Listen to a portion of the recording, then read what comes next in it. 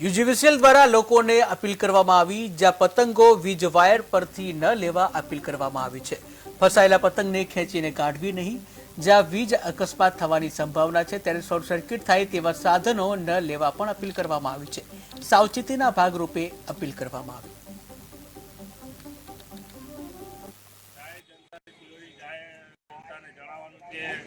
ઉત્તરાયણનો પર્વ આવી રહ્યો છે, જેમાં આપણે નાના બાળકો પતંગ ચગાવતા હોય છે ત્યારે કોઈ પતંગ લેવા લૂંટવા માટે લોખંડના સળિયાનો ઉપયોગ ના કરવો।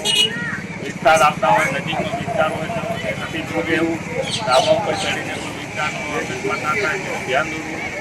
નાના બાળકોનું ખાસ ધ્યાન દોરવું કે જે આપણે લોખંડના વાયરનો ઉપયોગ ના કરે, ટાયરની દોરીનો ઉપયોગ ના કરે, તથા કોઈ ઝાડ ઉપર પતંગ હોય ત્યાં આગળ લાઇટના વિસ્તાર જીવંત વાયર હોય ત્યાં આગળ જતા હોય તો આપણે સાવધાની દોરવી અને નાના બાળકોને સાચવવા।